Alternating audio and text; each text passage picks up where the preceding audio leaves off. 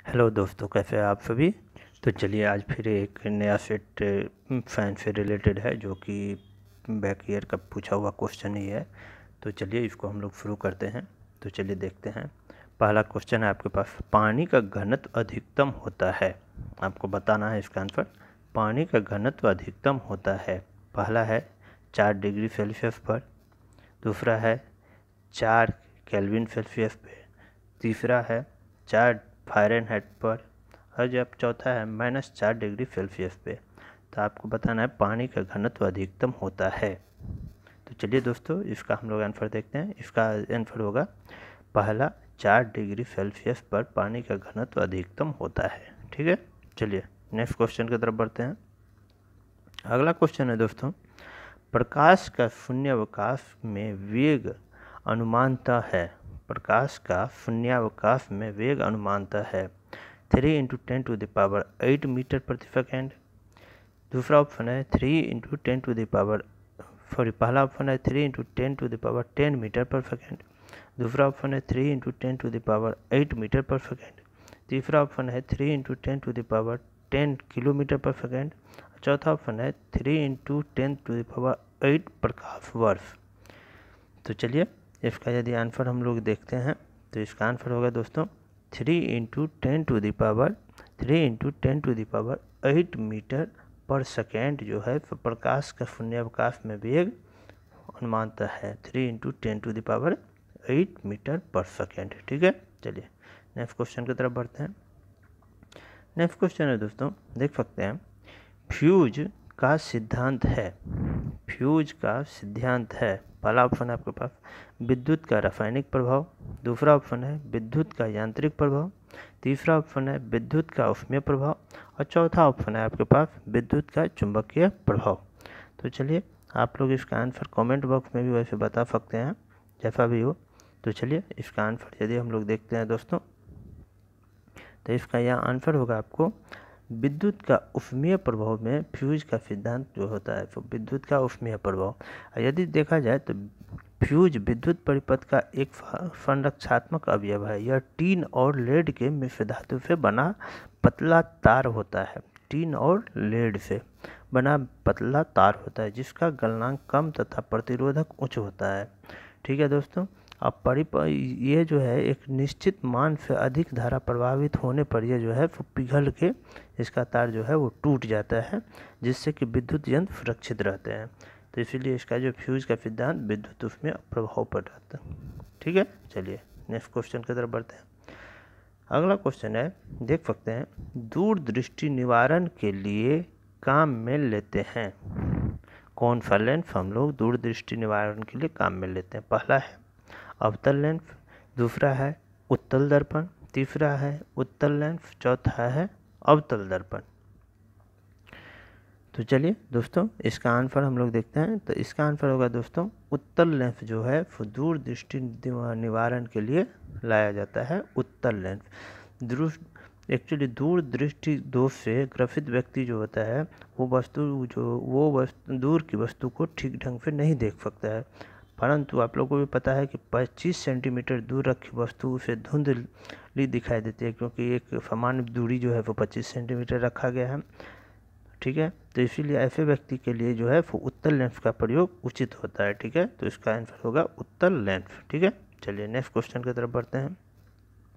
अगला क्वेश्चन है, देख सकते हैं, जो कि दाढ़ी बनाने के लिए काम में लेते हैं। दाढ़ी बनाने के लिए काम में कौन सा लेंस को यूज किया जाता है। अवतल दर्पण को, समतल दर्पण को, उत्तल दर्पण को, या इनमें से कोई नहीं को।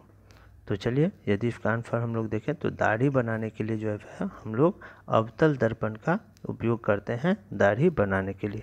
अवतल दर्पण जो होता है वो चेहरे को सीधा और बड़ा प्रतिबिंब बनाता है। ठीक है, जैसे दाढ़ी बनाने के समय अवतल दर्पण का ही इसीलिए प्रयोग किया जाता है। चलिए अब अगला क्वेश्चन देखते हैं केमिस्ट्री पे। देख सकते हैं, किस धातु से बनाया मिश्र धातु, किस धातु से बनाया गया मिश्र धातु हवाई जहाज रेल के डिब्बों में पुर्जों के काम में लिया जाता है। हवाई जहाज रेल के डिब्बों में पुर्जों के काम में लिया जाता है। ठीक है दोस्तों, तो बताना है आपको। तो चलिए ऑप्शन देखते हैं। ऑप्शन है पहला तांबा, दूसरा है लोहा, तीसरा है एल्युमिनियम और चौथा है इनमें से कोई नहीं। तो आप लोग को भी इसका आंसर आई थिंक मालूम ही होगा। हवाई जहाज़ पूछ रहा है और रेल के डिब्बों में पुर्जों को बनाने में काम जो आता है वो होता है एल्युमिनियम का। ठीक है दोस्तों, एल्युमिनियम धातु से बनाया गया मिश्र धातु जो होता है वो हवाई जहाज़ और रेल के डिब्बों में पुर्जों के लिए उपयुक्त होता है। ठीक है, एल्युमिनियम का जो है एलॉय ड्यूरेलमीन होता है। यह एक धातु है जिसका परमाणु संख्या 13 होता है। ठीक है, चलिए अगला क्वेश्चन की तरफ बढ़ते हैं। नेक्स्ट क्वेश्चन है, देख सकते हैं, किस गैस को आंसू मिश्र गैस की तरह काम में लेते हैं? किस गैस को आंसू गैस की तरह काम में लेते हैं? H2, FO2, N2 या Cl2? तो आपको बताना है दोस्तों। तो चलिए इसका आंसर हम लोग देखते हैं। तो इसका आंसर जो है Cl2 गैस जो है वो आंसू गैस की तरह काम में लेते हैं। Cl2 अर्थात क्लोरीन गैस का प्रयोग जो है वो आंसू गैस के लिए होता है। इस गैस का प्रयोग जो है भीड़ को हटाने के लिए आंसू गैस के रूप में ही होता है।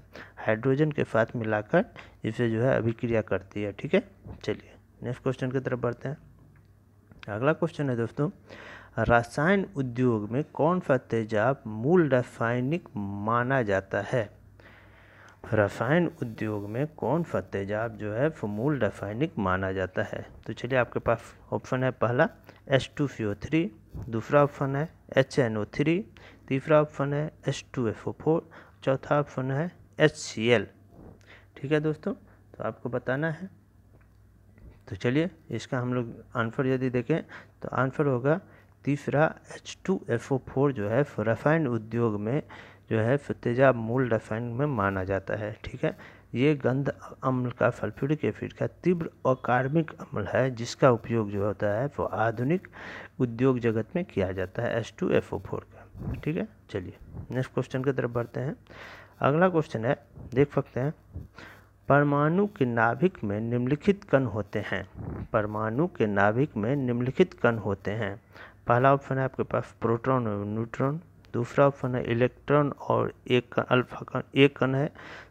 तीसरा जो है वो आप देख सकते हैं प्रोटॉन एवं आपको इलेक्ट्रॉन है, और चौथा ऑप्शन जो है इलेक्ट्रॉन एवं न्यूट्रॉन है। ठीक है दोस्तों, तो चलिए इसका आंसर हम लोग देखते हैं दोस्तों। तो इसका आंसर क्या होगा?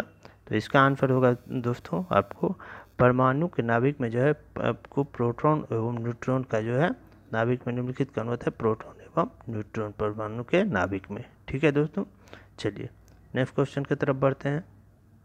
अगला क्वेश्चन है, जैसा कि आप देख सकते हैं, शुष्क बर्फ ड्राई आइस है, ठोस पानी है, ठोस कार्बन डाइऑक्साइड है, निर्जल बर्फ है या ठोस हाइड्रोजन पेरोक्साइड है।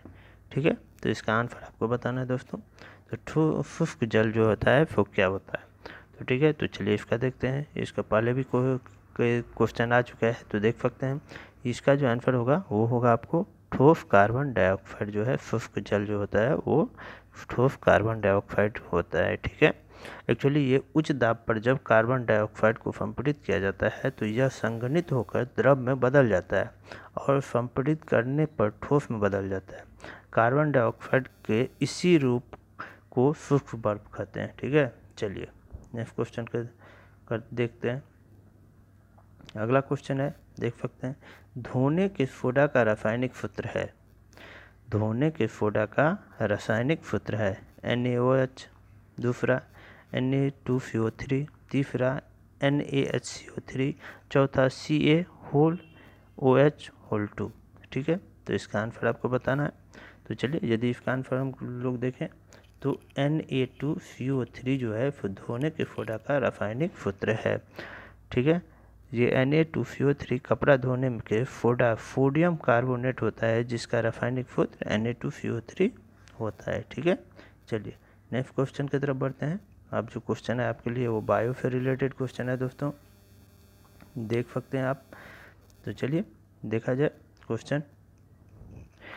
पुरुष जीन संगठन जेनेटिक कंसिस्टेंशन ऑफ मैन होता है XS, दूसरा ऑप्शन है XY, तीसरा ऑप्शन है X सिर्फ, चौथा ऑप्शन है आपके पास Y।